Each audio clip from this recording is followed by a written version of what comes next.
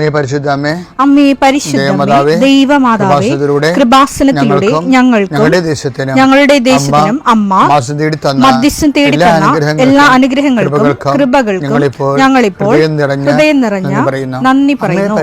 അമ്മേ പരിശുദ്ധമേ, ദൈവമാതാവേ, 2004 ഡിസംബർ 7 ഉച്ചകഴിഞ്ഞ് 2:30 കൃപാസനത്തിൽ സംഭവിച്ച അമ്മയുടെ പ്രത്യക്ഷപ്പെടലിനെ കുറിച്ച് തിരുസഭയ്ക്ക് സമർപ്പിച്ചിരിക്കുന്ന പഠനരേഖകളുടെ സഭാത്മകമായ പഠനം ആരംഭിക്കുവാൻ ഞങ്ങൾ പ്രാർത്ഥിക്കുന്നു. അമ്മേ പരിശുദ്ധമേ, ഭൂസ്വർലോകങ്ങളുടെ രാജ്ഞിയായ അങ്ങേയ്ക്ക് ഭൗമസംരക്ഷണത്തിനായി പ്രപഞ്ചപ്രകൃതിയെ തിരുസഭ പ്രതിഷ്ഠിക്കുവാൻ ഈ പ്രത്യക്ഷീകരണം വഴി ഇടയാക്കണമേ. പരിശുദ്ധമേ, ജപമാല മാതാവേ, സകല കൃപാസനം പ്രാർത്ഥനയോടും ചേർത്ത് ഞങ്ങളിപ്പോൾ പ്രാർത്ഥിക്കുന്ന ഈ കുടുംബത്തിന്റെ പ്രത്യേക നിയോഗം മക്കളെ, അമ്മയുടെ പ്രത്യക്ഷീകരണത്തിന്റെ ഈ അനുഗ്രഹവേളയിൽ ഞങ്ങൾക്ക് സാധിച്ചു തരുവാൻ കനിയണമേ.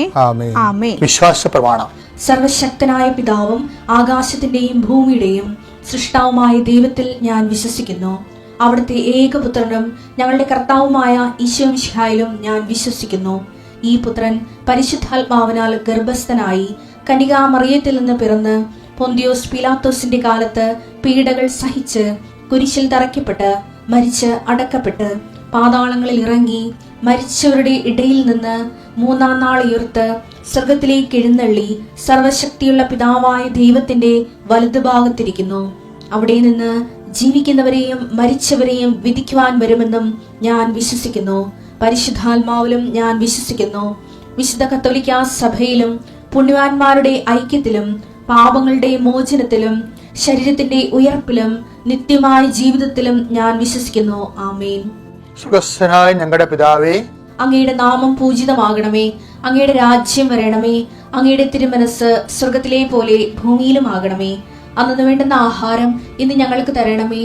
ഞങ്ങളോട് തെറ്റ് ചെയ്യുന്നവരോട് ഞങ്ങൾ ക്ഷമിക്കുന്നത് പോലെ ഞങ്ങളുടെ തെറ്റുകൾ ഞങ്ങളോടും ക്ഷമിക്കണമേ. ഞങ്ങളെ പ്രലോഭനത്തിൽ ഉൾപ്പെടുത്തരുതേ, തിന്മയിൽ ഞങ്ങൾ രക്ഷിക്കണമേ. ആമേൻ. നന്മ നിറഞ്ഞ മറിയമേ, സ്വസ്തി. കർത്താവ് അങ്ങയുടെ കൂടെ സ്ത്രീകളിൽ അങ്ങ് അനുഗ്രഹിക്കപ്പെട്ടവളാകുന്നു. അങ്ങയുടെ ഉദരത്തിൻ ഫലമായി ഈശോ അനുഗ്രഹിക്കപ്പെട്ടവനാകുന്നു. പരിശുദ്ധ മറിയമേ, തമ്പുരാന്റെ അമ്മേ, പാപികളായ ഞങ്ങൾക്ക് വേണ്ടി ഇപ്പോഴും ഞങ്ങളുടെ മരണസമയത്തും തമ്പുരാനോട് അപേക്ഷിക്കണമേ. ആമേൻ. എൻ്റെ പ്രിയപ്പെട്ടവർ, ഇന്ന് ഞാൻ പറഞ്ഞായിരുന്നു ഇന്നലെ, ഇന്ന് രേഖകൾ കൈവച്ച് പ്രാർത്ഥിക്കുന്ന സമയമാണ്. ഇപ്പം നിങ്ങൾക്ക് എവിടെയോ പ്രാർത്ഥന ആവശ്യമുള്ളത് അവിടെ നിൽക്കണമെന്ന് ഞാൻ പറഞ്ഞായിരുന്നു. ഇപ്പം നിങ്ങൾ ചിലപ്പോൾ പട്ടണത്തിലൊക്കെ ആയിരിക്കും നിങ്ങളുടെ കടകളൊക്കെ. അപ്പോൾ ഇപ്പം നിങ്ങൾ പട്ടണത്തിലായിരിക്കത്തില്ല. അപ്പോൾ എൻ്റെ മക്കൾ ആ മൊബൈലിൽ ആ പടം ഇട്ടാൽ മതി, അല്ലെങ്കിൽ ആ പടൻ്റെ ഫോട്ടോയോ വല്ലതും കൊണ്ട് വെച്ചാൽ മതി. നമ്മൾ ദൈവതിരുസന്നിധിയിലല്ലേ സമർപ്പിക്കണത്. കർത്താവിന് നമ്മളത് മനസ്സ് ഓർക്കണത് തന്നെ ഈ ബ്ലെസ്സിങ്ങിൻ്റെ ലൊക്കേഷനാണ്. അതുകൊണ്ട് അച്ഛൻ പ്രാർത്ഥിക്കാൻ പറയുമ്പോൾ ഭക്തിയോടെ നിൽക്കണം, ആദരവോടെയാണ് ഈ പ്രാർത്ഥനയിൽ പങ്കെടുക്കേണ്ടത്. കർത്താവ് നിൻ്റെ ജീവിതത്തിൽ പ്രവർത്തിക്കേണ്ട ഒരു സമയമാണിത്. കർത്താവ് നിൻ്റെ വിശുദ്ധ പൗരോഹിത്യത്തെ മഹത്വപ്പെടുത്തണമേ. കർത്താവ് സഭയിലുള്ള സാന്നിധ്യം പ്രകടമാക്കണമേ. 40 വർഷം ഞാൻ അർപ്പിച്ച കൃപാനയുടെ യോഗ്യതയാണ്. കൃപാസന അൾത്താറെ ജീവനോടെ പ്രത്യക്ഷപ്പെട്ട പരിശുദ്ധ അമ്മയുടെ മാധ്യസ്ഥത്തിൽ ഞാൻ മക്കളെ ആശീർവദിക്കുന്നു. കർത്താവ് വിദേശത്തൊക്കെ പോകാൻ വേണ്ടി ഒരുങ്ങുന്ന ആൾക്കാരുണ്ട്. പലതരത്തിലുള്ള ഇൻ്റർവ്യൂവിനൊക്കെ പോയിട്ട് ചിലയിടത്ത് തോക്കും, ചിലയിടത്ത് കാശ് കൊടുക്കും, ചിലയിടത്ത് ഒരു അംബിഗസ് ആയിട്ട് വരും. നടക്കുമോ ഇല്ലയോ എന്നൊക്കെ അറിയാൻ പാടില്ലാത്തൊരു കൺഫ്യൂഷനുള്ള ആൾക്കാരുണ്ട്. അവിടെ കൺഫ്യൂഷൻ എല്ലാം മാറ്റണേ. പ്രഭാതത്തിൽ അങ്ങോട്ട് നാം വിളിച്ചപേക്ഷിക്കുന്ന ഞങ്ങളുടെ മക്കളുടെ മേൽ അവിടെ കണ്ണുനീര്, ഞാൻ നിൻ്റെ കണ്ണുനീരെല്ലാം കുപ്പിലാക്കി വെച്ചിരിക്കുന്നത് പറഞ്ഞില്ലേ, ഞാൻ നിന്നെ എൻ്റെ കൈവെള്ളയിൽ കാർവ് ചെയ്ത് വെച്ചിരിക്കുന്നു എന്ന് പറഞ്ഞില്ലേ. കർത്താവേ, നീ ഞങ്ങളോട് കാണിക്കുന്ന കരുണയും കരുതലുമാണത്. വിനാശത്തിൻ്റെ കൊടുങ്കാറ്റ് കടന്നു പോകുമ്പോഴോ കർത്താവേ, നിൻ്റെ ചിറകളുടെ ഉള്ളിൽ ഞാൻ അഭയം പ്രാപിക്കുന്നു എന്ന് സങ്കീർത്തനോട് ചേർന്നുകൊണ്ട് കഷ്ടകാലങ്ങളിലൂടെ കടന്നു പോകുന്ന മക്കളെ കൈവെള്ളയിൽ അങ്ങ് സൂക്ഷിക്കുന്നതോട് നന്ദി പറയുന്നു. കർത്താവേ, ഒത്തിരിയേറെ പരീക്ഷകൾ എഴുതിയിട്ടുണ്ട്, നീറ്റ് ഉൾപ്പെടെ എഴുതിയിട്ടുള്ളവർ മക്കളുണ്ട്. അവർ ഇങ്ങനെ ആശങ്കയോടെ ഇരിക്കുകയാണ്, എവിടെ കിട്ടുമോ കിട്ടിയതല്ലേ. കർത്താവേ, അർഹമായ എല്ലാവർക്കും അത് കിട്ടാനിടയാകണം. പക്ഷേ ഭാവിയിൽ പഠിക്കാം, ഇപ്പോൾ കുറച്ച് മാർക്ക് കുറഞ്ഞെങ്കിലും ഭാവിയിൽ അത് കരകയറുമെന്ന് അങ്ങേക്കറിയാമല്ലോ ഈശോയെ. അങ്ങനെയുള്ളവർക്കെല്ലാം സീറ്റ് കൊടുത്ത് അവിടെ ജീവിത പന്താവ് ക്രമീകരിക്കണമെന്ന് പ്രാർത്ഥിക്കുന്നു. എൻ്റെ കർത്താവെ, +1 +2 പഠിക്കുന്ന കുഞ്ഞുങ്ങളുണ്ട്. അവർക്ക് പശുക്കൾക്ക് അഡ്മിഷൻ്റെ സമയമാണ്. ചിലർക്ക് 2 അലോട്ട്മെൻറ്റ് കഴിഞ്ഞിട്ടും ഇപ്പോഴും അഡ്മിഷൻ ആയിട്ടില്ല. അവരെല്ലാം ഓർത്തിപ്പോൾ പ്രാർത്ഥിക്കണം ഈശോയെ. ഒരിക്കലും വിദ്യാഭ്യാസം ആർക്കും നിഷേധിക്കാൻ ഇടവരുത്തരുത് ഈശോയെ. എല്ലാവരും പഠിച്ചു ഈ കാലഘട്ടത്തിന് വെല്ലുവിളികളെ അതിജീവിക്കാൻ പ്രാപ്തമാകുന്ന രീതിയിൽ അങ്ങനെ മക്കളെ നീ അനുഗ്രഹിക്കണം. മക്കളെ പഠിപ്പിക്കാൻ പറ്റുന്നില്ലല്ലോ എന്ന് ഓർത്ത് വേദനപ്പെടുന്ന മാതാപിതാക്കന്മാർക്ക് നീ പുതിയ പോംവഴികളെ കാണിച്ചു കൊടുക്കണം. കർത്താവെ, ഗവൺമെൻറ്റുകളെ അടിസ്ഥാന വിദ്യാഭ്യാസം +1 +2 ആക്കാൻ, അത് സൗജന്യമാക്കാനും അത് എല്ലാവർക്കും അഡ്മിഷൻ കിട്ടുന്ന രീതിയിൽ വിദ്യാഭ്യാസ മേഖല നവീകരിക്കപ്പെടാൻ കർത്താവ് ഇടയാക്കണമെന്ന് പ്രാർത്ഥിക്കുന്നു. ഇപ്പോൾ ഞങ്ങൾ കയ്യിലെടുത്തിരിക്കുന്ന രേഖകൾ ഞങ്ങൾ ജീവിതമാർഗം കണ്ടെത്തുന്ന ഓരോ തൊഴിലിടങ്ങൾ, ഞങ്ങളിപ്പോൾ എവിടെയാണ് നിൽക്കുന്നത്, എന്തിനു വേണ്ടിയാണ് നിൽക്കുന്നത്, ആ അനുഗ്രഹ സ്ഥലങ്ങളെ ഇപ്പോൾ നീ ആശീർവദിക്കണമെന്ന് പ്രാർത്ഥിക്കുന്നു. കർത്താവെ, ഞങ്ങൾ ഉപയോഗിക്കുന്ന ജീവിതമാർഗത്തിന് വേണ്ടി ഉപയോഗിക്കുന്ന തൊഴിലിടങ്ങളെ നീ ആശീർവദിക്കണം. അതിൻ്റെ രേഖകളെ, ചിലപ്പോൾ നമ്പർ കിട്ടാത്തവരുണ്ടാകാം, നമ്പർ അതിനെ അപേക്ഷിക്കുന്നവരുണ്ടാകാം. ഏതെല്ലാം തരത്തിൽ ഏതെല്ലാം രേഖകളാണ് വേണ്ടത്, ആ രേഖകൾക്കെല്ലാം നിലവിലുള്ള ദോഷങ്ങളെ, തടസ്സങ്ങളെ, കിട്ടാനുള്ള തടസ്സങ്ങളെ കർത്താവിൻ്റെ നാമത്തിൽ ബന്ധിക്കുന്നു. എൻ്റെ കർത്താവിൻ്റെ ഉന്നതമായ നാമത്തിൽ നിൻ്റെ വാഹനങ്ങളെ ഞാൻ ആശീർവദിക്കുന്നു. നീ ഉപയോഗിക്കുന്ന നീ പോകുന്ന വഴികളെ ഞാൻ ആശീർവദിക്കുന്നു. നിൻ്റെ വാഹനത്തിൻ്റെ, നീ ഹയർ ചെയ്ത വാഹനമായാലും, വാടകെടുത്ത വാഹനമായാലും, ടാക്സി എടുത്ത വാഹനമായാലും, ഗവൺമെൻറ് വാഹനങ്ങളായാലും, അതെല്ലാം നീ സഞ്ചരിക്കുമ്പോൾ കർത്താവിൻ്റെ നാമത്തിൽ സംരക്ഷിക്കപ്പെടട്ടെ. ആ വാഹനത്തിന് കുറുകയും നെടുകയും പോകുന്ന മറ്റു വാഹനങ്ങളും തട്ടുമ്പോൾ അവിടെ ഉണ്ടാകാതിരിക്കാൻ അവൻ നിന്നെ തൻ്റെ തൂവലുകൾക്കുള്ളിൽ മറച്ചുകൊള്ളുമെന്ന് പറഞ്ഞ നിൻ്റെ പാദങ്ങൾ കല്ലിൽ തട്ടാതിരിക്കാൻ ദൂതന് കൽപ്പിക്കുന്നതാണ് ചെയ്ത സംരക്ഷണത്തിൻ്റെ ദൈവം കർത്താവ് നിന്നെ അനുഗ്രഹിക്കുകയും ആശ്വസിപ്പിക്കുകയും സംരക്ഷിക്കുകയും ചെയ്യട്ടെ.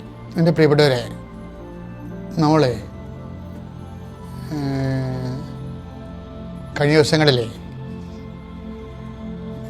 ഈ അമേരിക്കൻ ഡ്രോൺ നിന്ന് റോക്കറ്റ് വന്ന് നമ്മളുടെ കപ്പലിൽ, ഇന്ത്യൻ കപ്പൽ ഹിറ്റ് ചെയ്യപ്പെട്ടു. 3 പേര് മരിച്ചു. ഇന്ത്യ വളരെയേറെ ഹോട്ടായി ഈ വിഷയത്തിൽ. രാജ്യം പണ്ട് മുതലേ ഒരു മാന്യത ഉള്ള ഒരു രാജ്യമാണ്, നമുക്കറിയാം. നമ്മുടെ രാജ്യം നൂറ്റാണ്ടുകളായിട്ട് ഒരു മാന്യത സൂക്ഷിക്കുന്ന രാജ്യമാണ്, പക്ഷേ എല്ലാ റിലേഷനും. പക്ഷേ ഈ വിഷയത്തെ പ്രതികരിക്കാതിരിക്കാൻ പറ്റാത്തത് കൊണ്ട് ഉടനെ നമ്മുടെ അമേരിക്കൻ എംബസിയിലെ അംബാസഡറിനെ വിളിച്ചിട്ട് ജയശങ്കർ ശാസിക്കുകയല്ല, നമ്മുടെ പ്രതിഷേധം അറിയിക്കും. അത് ഒരു മാന്യമായ നയതന്ത്ര നടപടിയാണത്. പ്രതിഷേധം അറിയിക്കുകയാണ്. പിന്നീട് അതിൻ്റെ പ്രൊസീജിയർ ഉണ്ടാകും ബാക്കി. ഞാനിത് പറയുന്നത് വെച്ച് കഴിഞ്ഞാൽ, ഈ അംബാസിഡർ എന്ന് പറയുന്നത് പോലെയാണ് ഈ പരിശുദ്ധാത്മാവ് നമ്മളിൽ വർക്ക് ചെയ്യണത്. ദൈവത്തിൻ്റെ അംബാസിഡറാണ്. പിന്നെ ഇതിൻ്റെ വിഷയം എന്ന് പറയുന്നത്, ഈ 2-3 രാജ്യങ്ങളുണ്ടല്ലോ, ദൈവരാജ്യം, ലോകരാജ്യം, പിന്നെ നരകരാജ്യം. ദുഷ്ടാത്മാവ്, ലോകാത്മാവ്, ദൈവാത്മാവ്. അപ്പോൾ ഈ ഏത് ആത്മാവിനാലാണ് നയിക്കപ്പെടുന്നതെന്ന് ഈശോ ചോദിച്ചിട്ടുണ്ട്. പല ആത്മാക്കൾ ഉള്ളത് കൊണ്ടാണ് അല്ലേ ഈശോ ചോദിച്ചിട്ട് വാട്ട് സ്പിരിറ്റ് ലീഡ്സ് യു. നമ്മുടെ ലൂക്കാന്റെ സുവിശേഷത്തിലുണ്ടത്, വിശുദ്ധ ലൂക്കായുടെ സുവിശേഷത്തിലുണ്ട്. ലൂക്ക 9:55. ഏത് വിധത്തിലുള്ള ആത്മാവാണ് നിങ്ങൾക്കുള്ളത് എന്ന് നിങ്ങൾ അറിയുന്നില്ല. അപ്പം അങ്ങനെ ഇതൊരു അപകട മേഖലയാണ്. അതായത് ഏത് വിധത്തിലുള്ള ആത്മാവെന്ന് പറയുമ്പോൾ ആത്മാക്കൾ പലവിധം ഉണ്ടെന്നല്ല വ്യക്തമാകണത്. ഏതാത്മാവാണ്? ഇപ്പം മാതാവ് ചോദിക്കണില്ലേ, ഇതെങ്ങനെ സംഭവിക്കും, ഞാൻ പുരുഷനെ അറിയുന്നില്ലല്ലോ. അപ്പോൾ എന്താണ് മാലാഖ പറയണത്?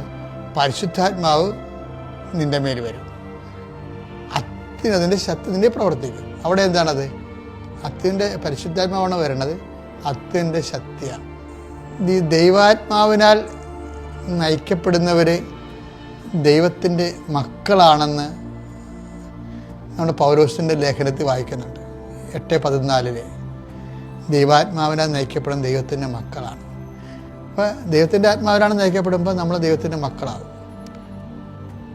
അതാണ് ഈ അംബാസഡർ ഇന്നെന്ന് പറയുന്നത്. ദൈവത്തിൻ്റെ പരിശുദ്ധ അംബാസഡറായ പരിശുദ്ധാത്മാവ് നമ്മളിലുള്ള സമയത്താണ് നമ്മൾ ദൈവമക്കളായിട്ട് മാറുന്നത്. ഇനി നമ്മൾ വേണമെങ്കിൽ ഈശോ പറഞ്ഞ പോലെ പണ്ട് സബദി പുത്രന്മാരുടെ കാര്യമില്ലേ, അവർ സമരിയാക്കാരുടെ തലയിൽ തീയും ഗന്ധകവും വീഴാൻ വേണ്ടിയല്ലേ അധികാരത്തിന് വേണ്ടി ചോദിക്കുന്നത്. അപ്പം നശിപ്പിക്കാനല്ലേ അത്, അവരെ നശിപ്പിക്കുക. അപ്പം നശിപ്പിക്കുന്ന ആത്മാവെന്ന് പറഞ്ഞാൽ എന്താണ്? യോഹന്നാൻ 10:10 എന്താണത്? കൊല്ലാനും നശിപ്പിക്കാനുമാണ് കള്ളൻ വരുന്നത്. അപ്പം അത് ഒരു അരൂപിയാണ്, കള്ളൻ്റെ അരൂപി, ദുഷ്ടൻ്റെ അരൂപി, പൈശാചിക അരൂപി. ഇപ്പം നമ്മൾ കുറേ സംഭവം കണ്ടില്ലേ, പൈശാചിക അരൂപിയുണ്ട്, പരിശുദ്ധാത്മാവുണ്ട്, പിന്നെ ഇത് കൂടാതെ എന്താണ്, ഈ ആത്മാവിനെ സ്വീകരിക്കാൻ ലോകത്തിന് പറ്റത്തില്ലെന്ന് ഈശോ പറഞ്ഞ 14:17 യോഹന്നാൻ്റെ സുവിശേഷത്തിൽ. അപ്പോൾ ലോകത്തിൻ്റെ ആത്മാവും ഉണ്ട്. ഇതിൻ്റെ ഒരു വിഷയം എന്ന് പറയുന്നത് നമ്മളിൽ ഈ ആത്മീയ ജീവിതം എന്ന് പറഞ്ഞാൽ എന്താണ്? ആത്മാവിനാൽ നയിക്കപ്പെടുന്ന ജീവിതമാണ്. ഈ ആത്മാവ് നമ്മളെ നയിച്ചില്ലെങ്കിൽ നമുക്ക് ആത്മീയ ജീവിതം ഇല്ല. അങ്ങനെ ആത്മീയ ജീവിതം ഇല്ലാത്ത ഒരു തുരിയ സ്റ്റേജ് ഇല്ല ശരിക്കും പറഞ്ഞാൽ. അതിന് പകരം ആത്മീയ ജീവിതം ഇല്ല എന്നുണ്ടെങ്കിൽ ലൗകിക ജീവിതം ശക്തിപ്പെട്ടിരിക്കും. ലൗകിക ജീവിതം മൂത്ത് വരുമ്പോഴാണ് നരക ജീവിതം തുടങ്ങുന്നത്, പൈശാചിക ജീവിതം. അപ്പോൾ ഇതിൻ്റെ വരുന്ന വിഷയം എന്ന് പറയുന്നത് ഈ ദൈവാത്മാവിനാൽ നയിക്കപ്പെടുന്നില്ല എന്ന് പകരം ലോകാത്മാവാണെന്നുണ്ടെങ്കിൽ സംഭവിക്കാൻ പോണ എന്താണ്? പരിശുദ്ധാത്മാവ് കിറ്റാകും. ഉടനെ പരിശുദ്ധാത്മാവ് നമ്മുടെ ഉള്ളിൽ നിന്ന് വിട്ടുപോകും. അത് വിട്ടുപോകുമെന്ന് പറയാൻ കാര്യം പരിശുദ്ധാത്മാവിനെ ദുഃഖിപ്പിക്കരുതെന്ന് പറഞ്ഞതിൻ്റെ കാരണം അതാണ്. എഫേസ്യർ 4:30 വായിച്ചു. രക്ഷയുടെ ദിനത്തിന് വേണ്ടി നിങ്ങളെ മുദ്രിതരാക്കിയ ദൈവത്തിന്റെ പരിശുദ്ധാത്മാവിനെ വേദനിപ്പിക്കരുത്. വേദനിപ്പിച്ചു കഴിഞ്ഞാൽ അംബാസഡർ അപ്പം തന്നെ പോകും. ലോകരാജ്യമാണ് ഇവിടെയെന്നുണ്ടെങ്കിൽ പിന്നെ പരിശുദ്ധാത്മാവ് നിൽക്കത്തില്ല. നിങ്ങൾ ആമ്പായിട്ട് പരിശുദ്ധ കുർബാന സ്വീകരിച്ചാലും എല്ലാം കണക്കാണ്. അതായത് ഒത്തിരി ആൾക്കാർ പറ്റിപ്പിൽ ജീവിക്കുന്നുണ്ട്. കാര്യം പരിശുദ്ധാത്മാവ് ഇല്ല, പിന്നെ എന്താണ് നിങ്ങൾ പരിശുദ്ധ കുർബാന സ്വീകരിക്കണേ? How can you receive it? അത് പരിശുദ്ധാത്മാവ് ഉണ്ടോ ഇല്ല എന്നുള്ളത് എങ്ങനെ അറിയണത്? ഈശോ ചോദിച്ചില്ലേ, വാട്ട് സ്പിരിറ്റ് ലീഡ്സ് യു? എന്ത് അരൂപിയാണ് നിങ്ങളെ നയിക്കണത്? അപ്പോൾ ആ അരൂപി എന്ന് പറഞ്ഞത് കൊല്ലാനും നശിപ്പിക്കാനുള്ള അത് അരൂപിയാണെങ്കിൽ ദുഷ്ടൻ്റെ അരൂപിയല്ലേ വരണത്.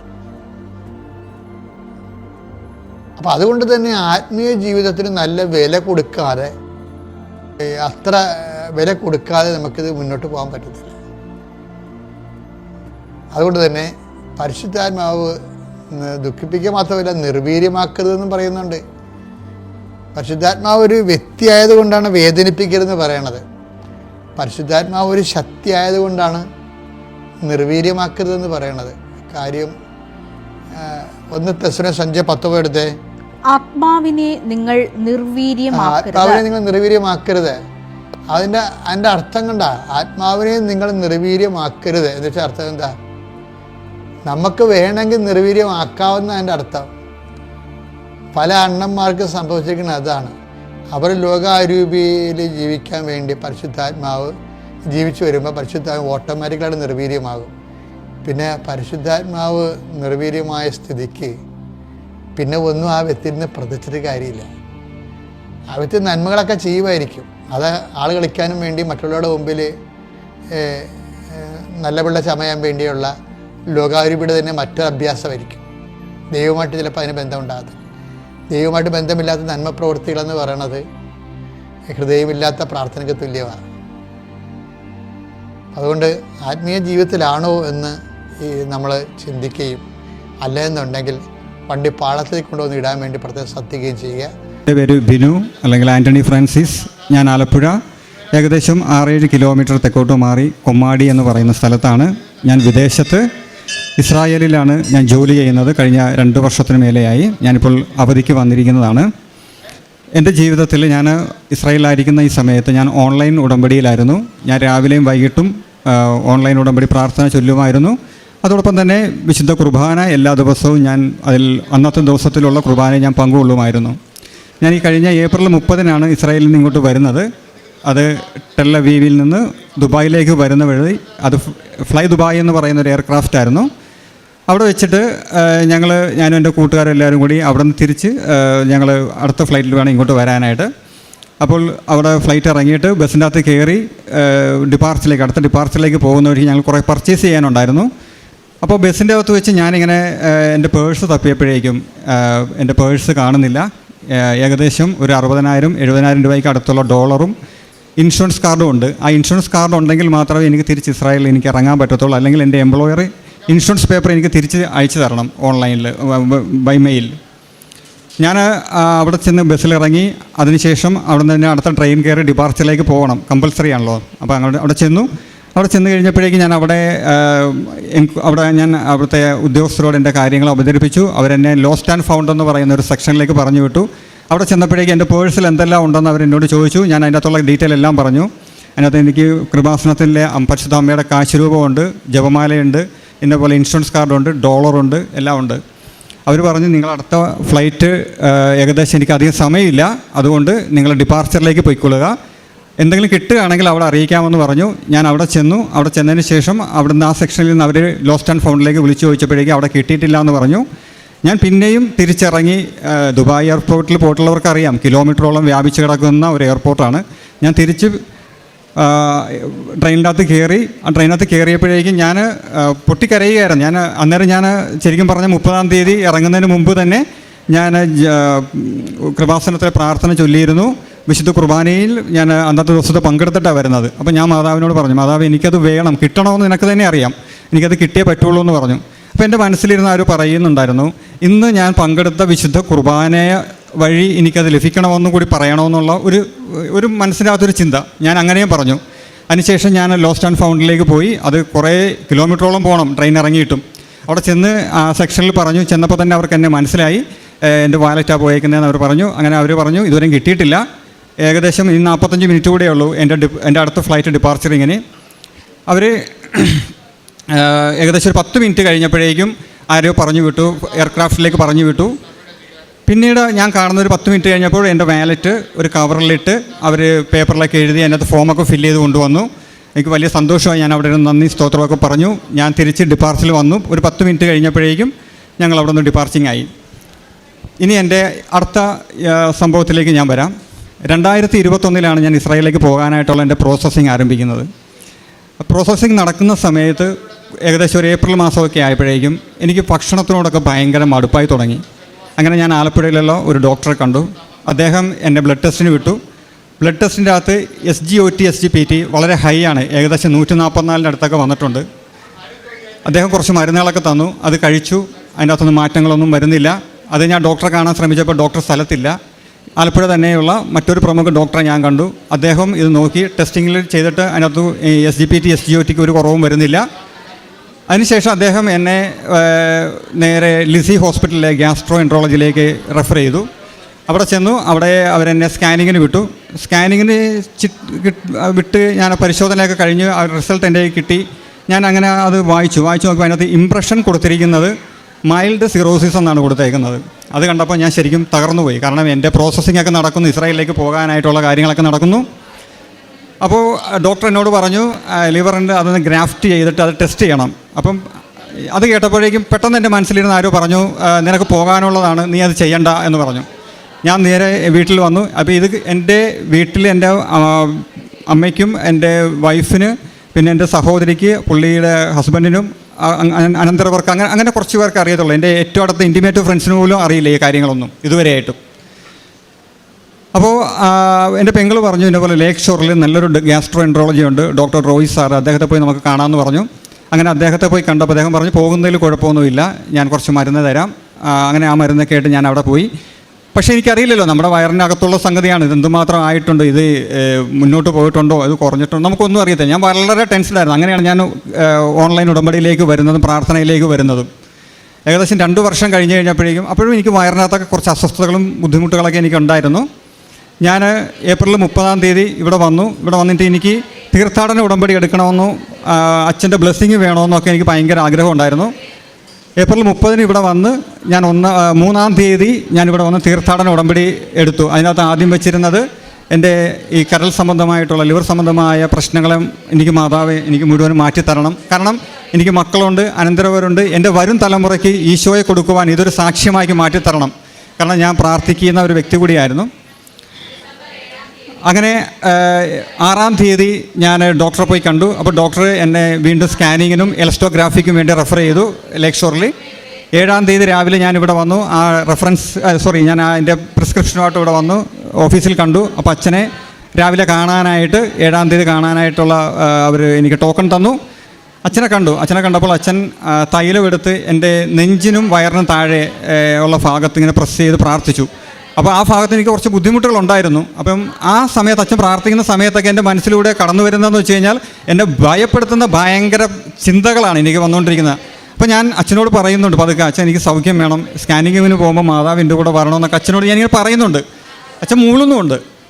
അപ്പോൾ എനിക്ക് പ്രത്യേകിച്ച് അപ്പോൾ ഞാൻ മാതാവിനോട് പറഞ്ഞു, മാതാവ് എനിക്ക് സൗഖ്യം വേണം എന്ന് മാത്രം പറഞ്ഞു. അതിനുശേഷം എൻ്റെ കയ്യിൽ ക്രൂശിത രൂപം അച്ഛൻ തന്നിട്ടുണ്ടായിരുന്നു. അത് വാങ്ങിച്ച് അതുവരെ പ്രക്ഷുബ്ധമായിരുന്നു എൻ്റെ മനസ്സ് ഭയങ്കരമായിട്ട്. അപ്പോൾ ഞാൻ എൻ്റെ തലയിലോട്ടും അച്ഛൻ ആ ക്രൂശിത രൂപം എടുത്ത് വെച്ച ആ സെക്കൻഡിൽ, പണ്ടൊക്കെ എനിക്കിങ്ങനെയുള്ള സാക്ഷ്യങ്ങളൊക്കെ കേൾക്കുമ്പോൾ ഞാൻ കോമഡി എന്നൊക്കെ പറഞ്ഞ് തള്ളിക്കളയുമായിരുന്നു. നമുക്ക് ഒരു ഹാലുസിനേഷനോ അല്ലെങ്കിൽ നമുക്കുണ്ടാകുന്ന ഒരു ചിന്ത എന്നൊക്കെ നമുക്ക് തോന്നുമായിരുന്നു. പക്ഷേ അച്ഛൻ ആ ക്രൂശിത രൂപം വെച്ചപ്പോഴേക്കും എൻ്റെ തലച്ചോറിൻ്റെ അകത്ത് വെള്ള പേപ്പറിൽ കറുത്ത മഷിയിൽ നല്ല ഉരുണ്ട അക്ഷരത്തിൽ സൗഖ്യം എന്നിങ്ങനെ പ്രിൻറ്റ് ചെയ്ത് വരുന്ന പോലെ ഒരു അനുഭവം, പിന്നെ പെട്ടെന്നൊരു ശാന്തതയും എനിക്ക് ഫീൽ ചെയ്തത്. അപ്പോൾ എനിക്ക് മനസ്സിലായി എന്തോ സംഭവങ്ങൾ എനിക്ക് ഉണ്ടായിട്ടുണ്ടെന്നുള്ളൊരു ചിന്ത എനിക്ക് മനസ്സിൽ വന്നു. അതിനുശേഷം പിറ്റേ ദിവസം രാവിലെ 8-ാം തീയതി ഞാൻ സ്കാനിങ്ങിന്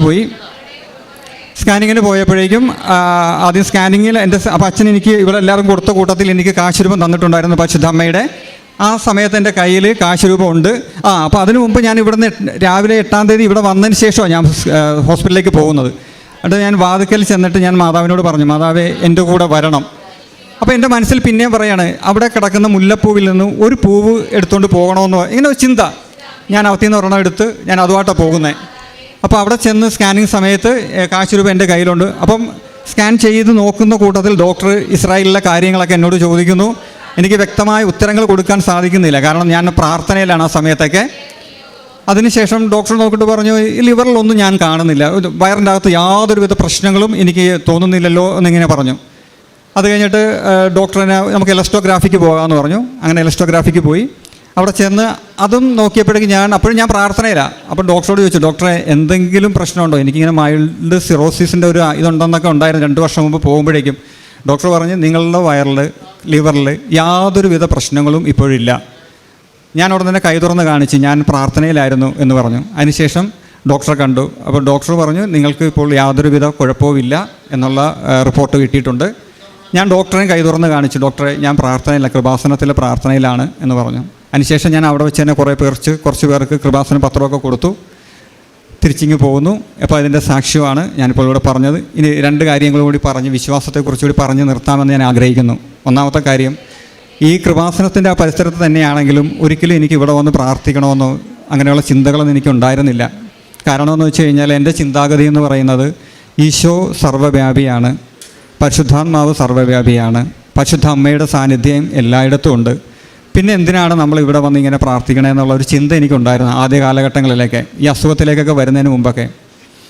ഇപ്പം ഞാൻ ഓൺലൈൻ ഉടമ്പടിയിലേക്ക് ആയതിനു ശേഷം എനിക്ക് വന്ന ഒരു ബോധം അല്ലെങ്കിൽ ഒരു ഉത്തമ ബോധ്യം എന്ന് പറയുന്നത്, നമ്മളെല്ലാവരും ജീവൻ നിലനിർത്തുന്നത് ഓക്സിജൻ സ്വീകരിച്ചിട്ടാണ്, നമ്മൾ ജീവശ്വാസം വലിച്ചു വിട്ടിട്ടാണ് നമ്മൾ ജീവിക്കുന്നത്. ഒരു പ്രത്യേക സാഹചര്യത്തിൽ നമുക്ക് കുറ്റിക്കകത്താക്കി ഓക്സിജൻ നമ്മുടെ മാസ്ക് വഴി നമുക്ക് തരും അല്ലേ?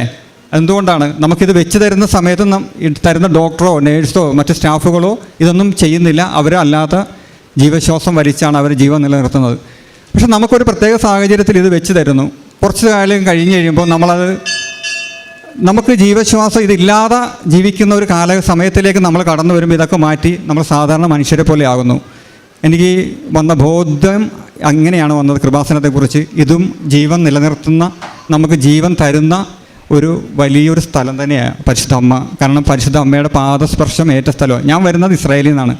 നമ്മൾ ആരാധിക്കുന്ന, സ്തുതിക്കുന്ന, മഹത്വപ്പെടുത്തുന്ന, നമ്മളുടെ പ്രാർത്ഥനകൾ ചൊല്ലുന്ന ക്രിസ്തു ചവിട്ടി നടന്ന മണ്ണിൽ നിന്നാണ് ഞാൻ വരുന്നത്. പരിശുദ്ധ അമ്മ, വിശുദ്ധ ഔസേപ്പിതാവൊക്കെ ജീവിച്ച സ്ഥലത്തു നിന്നാണ് ഞാൻ വരുന്നത്.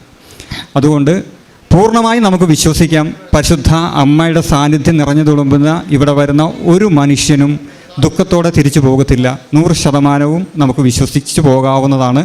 അതൊരു വിശ്വാസം തന്നെയാണ് പരിശുദ്ധ അമ്മയുടെ സാന്നിധ്യം. കാരണം ഞാൻ ബethlehem പോയിട്ടുണ്ട്. ആ കാലിത്തൊഴുത്ത് മുതൽ കാൽവരിയിൽ ഞാൻ പോയിട്ടുണ്ട്. കാൽവരിയിൽ കല്ലറയുടെ അകത്ത് ഞാൻ കയറി പ്രാർത്ഥിക്കുന്ന വ്യക്തിയാണ്. കാലിത്തൊഴുത്ത് മുതൽ കാൽവരി വരെയും പരിശുദ്ധ അമ്മ പുത്രനോട് കൂടി തന്നെയായിരുന്നു, അല്ലേ? 2 പ്രാവശ്യം പരിശുദ്ധാത്മാവിനെ സ്വീകരിച്ചവളാണ്. ഒന്ന് ഗബ്രിയേൽ മാലാഖ വന്ന് മംഗളവാർത്ത പറഞ്ഞതിന് ശേഷവും, അതിനുശേഷം സഹിയോൻ ഊട്ടുശാലയിൽ ധ്യാനിച്ചിരുന്ന ശിഷ്യന്മാരുടെ അമ്മയുടെ മേലും തീനാവായി ഇറങ്ങി വന്ന പരിശുദ്ധാത്മാവ്, പിതാവായ ദൈവത്തെയും പുത്രനായ ദൈവത്തെയും പരിശുദ്ധാത്മാവായ കർത്താവിനെയും ഒരുമിച്ച് സ്വീകരിച്ചവളാണ് പരിശുദ്ധ ദൈവമാതാവ്. അപ്പോൾ നമുക്ക് കിട്ടുന്ന എന്ത് മറ്റുള്ള ഇടർച്ചയുടെ സ്വരങ്ങൾ കേട്ടാലും ശരി, അത് പുരോഹിതയിൽ നിന്നാകാം, അൽമായിൽ നിന്നാകാം, ഏതൊരു വ്യക്തിയിൽ നിന്നായാലും ശരി, പിതാവായ ദൈവത്തെയും പുത്രനായ ദൈവത്തെയും പരിശുദ്ധാത്മാവായ കർത്താവിനെയും സ്വീകരിച്ച പരിശുദ്ധ അമ്മ ഇന്നും പുത്രനു വേണ്ടി കർമ്മനിരതയാണ് നമുക്ക് വേണ്ടിയിട്ട്. അപ്പോൾ ധൈര്യമായിട്ട് ഇവിടെ നിന്ന് പ്രാർത്ഥിക്കാം. കാരണം ഞാൻ ഒന്നുകൂടി പറഞ്ഞു നിർത്താം, ജൂവിഷ് എന്ന് പറയുന്നത് ഇപ്പോഴും ഭയങ്കര ഓർത്തഡോക്സ് സിസ്റ്റത്തിലൂടെ പോകുന്നവരാണ്. അവർ വെള്ളിയാഴ്ച ഒരു 3 മണി കഴിഞ്ഞ് പിന്നെ അവർ കറണ്ട് ഉപയോഗിക്കത്തില്ല, ഇലക്ട്രിസിറ്റി വർക്ക് ചെയ്യുന്ന യാതൊന്നും ഉപയോഗിക്കത്തില്ല. ശനിയാഴ്ച വൈകുന്നേരം വരെയും ഭയങ്കര ഓർത്തഡോക്സായിട്ട് പോകുന്നവർ ഭൂരിപക്ഷം വരും. അപ്പോൾ ഈശോ ഒക്കെ ജീവിച്ചിരുന്ന കാലഘട്ടത്തിലുണ്ടായിരുന്ന നിയമവ്യവസ്ഥ അനുസരിച്ച് ഭർത്തൃമതിയാകാത്ത ഒരു സ്ത്രീ ഗർഭിണിയായുള്ള അവസ്ഥ എന്തായിരുന്നിരിക്കണം? ആ സാഹചര്യത്തിലൂടെ കടന്നുപോയപ്പോഴാണ് പരിശുദ്ധ അമ്മ ദൈവകുമാരനെ സ്വീകരിക്കുന്നതും നമുക്ക് വേണ്ടി തരുന്നതും. അപ്പോൾ പരിശുദ്ധ അമ്മയിൽ ആശ്രയിക്കുക എന്ന് പറയുന്നത് ക്രിസ്തുവിലും ആശ്രയിക്കുന്നതിന് തുല്യം തന്നെയാണത്. ധൈര്യപൂർവ്വം നമുക്ക് പരിശുദ്ധ അമ്മയിലേക്ക്, പരിശുദ്ധ അമ്മയുടെ സഹായത്തിന് വേണ്ടി നമുക്ക് ഇന്നത് സാധിച്ചു തരണമെന്ന് അവകാശത്തോടു കൂടി പറയാം. എല്ലാവരെയും കർത്താവായ യേശു ക്രിസ്തു സമൃദ്ധമായി അനുഗ്രഹിക്കട്ടെ. പരിശുദ്ധ അമ്മയുടെ സംരക്ഷണവും സഹായവും നമുക്ക് എപ്പോഴും ലഭിക്കട്ടെ. ആൻ്റണി എന്ന ആലപ്പുഴയിൽ നിന്ന സഹോദരൻ പറഞ്ഞ സാക്ഷ്യം വ്യക്തമാണ്. അതായത് ഈ ആലപ്പുഴയുടെ അടുത്ത് തന്നെയാണെന്നുണ്ടെങ്കിലും ഈ കൃപാസനത്തിലൂടെ കടന്നു വരികയോ വലിയ ഉടമ്പടി എടുക്കുകയോ ഒന്നും ചെയ്തിട്ടില്ലായിരുന്നു. പക്ഷേ ജീവിതത്തിൻ്റെ ഒരു പ്രതിസന്ധി ഘട്ടത്തിലാണ് ഈ ഒരു ആലയത്തിലേക്ക്, മരിയൻ കൂടാരത്തിലേക്ക് ഓൺലൈൻ ഉടമ്പടി വഴിയായി പരിശുദ്ധ അമ്മയുമായിട്ട് ഒരു ബന്ധം സ്ഥാപിക്കുന്നത്. 2021 നിങ്ങളോട് സാക്ഷ്യത്തിൽ വ്യക്തമായിട്ട് പറഞ്ഞതുപോലെ തന്നെ, അതായത് USG ആദ്യം ചെയ്തു, അതിൽ ഫാറ്റി ലിവർ ഉണ്ട്. പിന്നെ അതിനുശേഷം ഇലാസ്റ്റോഗ്രഫി ഓഫ് ലിവർ, അത് കുറച്ചും കൂടി സ്പെസിഫിക് ആയിട്ട് ലിവർ ഫംഗ്ഷൻ അറിയാനുള്ള ടെസ്റ്റാണ്. അപ്പോൾ അതിൽ മൈൽഡ് സിറോസിസ് എന്നാണ് വന്നത്. അപ്പോൾ തീർച്ചയായിട്ടും ഈ മെഡിക്കൽ ഫീൽഡിലുള്ളവർക്കറിയാം ഈ ഒരു ലിവറിൻ്റെ ആ ഒരു നോർമൽ സ്റ്റേജിലോട്ട് വരാൻ ടൈം എടുക്കുന്ന വിഷയമാണ്. പക്ഷെ ഇവിടുത്തെ വിഷയം എന്ന് പറയുന്നത് ഈ വർഷം, അതായത് 2024 മെയ് മാസം 3-ാം തീയതിയാണ് ഈ സഹോദരൻ ലീവിനായിട്ട് ഇസ്രായേലിൽ നിന്ന് കൃപാസനത്തിലൂടെ കടന്നു വരുന്നത്. അപ്പോൾ ആ സമയത്താണ് തീർത്ഥാടക ഉടമ്പടി എടുത്ത് ബഹുമാനപ്പെട്ട VP ജോസഫ് അച്ഛനെ സ്കാൻ ചെയ്യുന്നതിന് മുമ്പ് കാണണമെന്നുള്ള ഒരു ചിന്ത ഇദ്ദേഹത്തിൻ്റെ മനസ്സിലോട്ട് വന്നത്. അപ്പോൾ നമുക്കറിയാം, കൃപാസനത്തിൽ മരിയൻ ഉടമ്പടി ഉടനടി ദൈവാനുഭവം കിട്ടുന്ന സമയത്തിൻ്റെ മേൽ മധ്യസ്ഥ സ്വാധീനമുള്ള ദൈവമാതാവിൻ്റെ മധ്യസ്ഥയിലുള്ള പ്രാർത്ഥനയാണ്. അതുകൊണ്ടാണ് കാനായിലെ വിവാഹവിരുന്നിൽ സമയമായില്ല എന്ന് പറയുമ്പോൾ അവൻ നിങ്ങളോട് പറയുന്നത് പോലെ ചെയ്യുവൻ എന്ന യോഹന്നാൻ 2:5 തിരുവചനം അനുസരിച്ചുകൊണ്ട് നമ്മൾ ദൈവമാതാവിൻ്റെ മധ്യസ്ഥയിൽ ആദ്യത്തെ അത്ഭുതം, അതായത് ദൈവത്തിൻ്റെ മഹത്വം വെളിപ്പെടുത്തുന്നതിനുള്ള ആദ്യത്തെ അത്ഭുതം സുവിശേഷത്തിൽ വായിച്ചെടുക്കുന്നത്. ആ ദൈവമാതാവിൻ്റെ വലിയ മധ്യസ്ഥം മകൻ്റെ കൂടെ ഉണ്ടായിരുന്ന അനുഭവിച്ചറിഞ്ഞിൽ കൂടി നിങ്ങൾ സാക്ഷ്യത്തിൽ കേട്ടിട്ടുണ്ടാവും. അതിനു മുമ്പ് വരെ ഇങ്ങനെ സാക്ഷ്യത്തിൽ ഇങ്ങനെ ദർശനം കണ്ടു എന്നൊക്കെ കേൾക്കുമ്പോൾ അത് വളരെ കോമഡി ആയിട്ടാണ് ഫീൽ ചെയ്തതെന്നാണ്. സ്വന്തം ഒരു അനുഭവം കിട്ടിയപ്പോൾ അദ്ദേഹത്തിന് മനസ്സിലായി ദൈവം ഇന്നും ജീവിക്കുന്നു, ദൈവമാതാവിൻ്റെ മധ്യസ്ഥത്തിന് അത്രയേറെ ശക്തി ദൈവപിതാവിൻ്റെ അടുക്കലുണ്ടെന്ന്. അപ്പോൾ ബഹുമാനപ്പെട്ട VP ജോസഫ് അച്ഛനെ ഈ റിപ്പോർട്ടുമായിട്ട് വന്ന് കണ്ടപ്പോൾ അച്ഛൻ ക്രൂശിത രൂപം തലയിൽ കൈവച്ച് ഇപ്പോൾ നമ്മളിവിടെ കണ്ടുകൊണ്ടിരിക്കുന്ന പോലെ പ്രാർത്ഥിച്ച സമയത്ത് മനസ്സിൽ ഇങ്ങനെ പ്രക്ഷുബ്ധമായ അലകൾ പോലെ ഈ ഒരു ടെൻഷൻ മനസ്സിൽ നിലനിൽക്കുന്നുണ്ട്. കാരണം മൈൽഡ് സിറോസിസ് എന്നാണ് ഡയഗ്നോസിസ്. ബഹുമാനപ്പെട്ട VP ജോസഫ് അച്ഛൻ ഇതേപോലെ കാശുരൂപം കയ്യിൽ കൊടുത്തു, ഒപ്പം തന്നെ ക്രൂശിത രൂപം തലയിൽ കൈവച്ച്, ഒപ്പം തന്നെ സൈത്ത് പുരട്ടി ആ വയറിൻ്റെ നെഞ്ചിൻ്റെ ആ ലിവറിൻ്റെ ഭാഗത്ത് പുരട്ടി പ്രാർത്ഥിച്ച സമയത്ത് ഈ മകൻ ഒരു ദർശനം കണ്ടു എന്നാണ് വ്യക്തമായിട്ട് പറഞ്ഞത്. ഒരു വെള്ള പേപ്പറിൽ കറുത്ത മഷിയിൽ സൗഖ്യം എന്ന് തെളിഞ്ഞ് വ്യക്തമായിട്ട് കണ്ടു. ഒത്തിരിയേറെ ബാംഗ്ലൂരിൽ നിന്നൊക്കെ ഒത്തിരി യുവാക്കളൊക്കെ ഇവിടെ സാക്ഷ്യം പറയുമ്പോൾ തപസ്സിൻ്റെ സമയത്തൊക്കെ പറയാറുണ്ട്, ഞങ്ങൾക്ക് ഈ ദർശനമൊക്കെ കാണുമ്പോൾ ഞങ്ങൾ ആദ്യം വിചാരിച്ചു ഈ അൾത്താരയിൽ ആനിമേഷൻ തുടങ്ങിയെന്നൊക്കെയാണ്.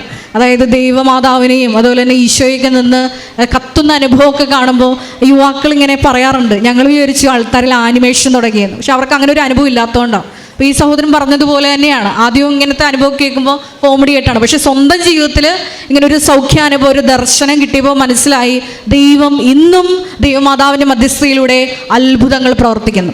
പിന്നീട് 3/5/2024, അതായത് ഈ മാസം തന്നെയാണ് വന്ന് ഉടമ്പടി എടുത്തത്. 8-ാം തീയതി ഹോസ്പിറ്റലിലോട്ട് ഇതുപോലെ ലാസ്റ്റോഗ്രഫി ചെയ്യുന്നതിനായി ഡോക്ടറെ കാണാൻ പോകുന്നതിന് മുമ്പായിട്ടും ഈ കൃപാസനത്തിൽ വന്ന് ദൈവമാതാവിനോട് മധ്യസ്ഥം തേടി പ്രാർത്ഥിച്ചു. ഇവിടെ നിന്ന് വെഞ്ചരിച്ച ജോസഫ് അച്ഛൻ പ്രത്യേകം കൊടുത്ത കാശുരൂപവും കൊണ്ടുപോയിരുന്നു. റിസൾട്ട് വന്നപ്പോൾ ഇങ്ങനെയാണ്, നിങ്ങളുടെ ലിവറിന് യാതൊരു കംപ്ലൈൻറ്റും ഇല്ല. അത് സാധാരണ സിറോസിസ് സ്റ്റേജ് ഫസ്റ്റ് സ്റ്റേജിലോട്ട് വന്ന മൈൽഡ് ഗ്രേഡ് 1 ഫാറ്റി ലിവർ അല്ലെങ്കിൽ 3 to 1 ആ ഒരു റേഞ്ചിൽ വന്നിട്ടുള്ളൂ ശരിക്കും നോർമൽ ആവുകയുള്ളൂ. മെഡിക്കൽ സയൻസ് അറിയാവുന്നവർക്കൊക്കെ അറിയാം, ഓൾ ഓഫ് ഫൺസ് അത് അങ്ങനെ ക്ലിയർ ആവത്തില്ല. അപ്പോൾ ഈ റിപ്പോർട്ട് USG റിപ്പോർട്ട് എനിക്ക് തന്നിട്ടുണ്ട്.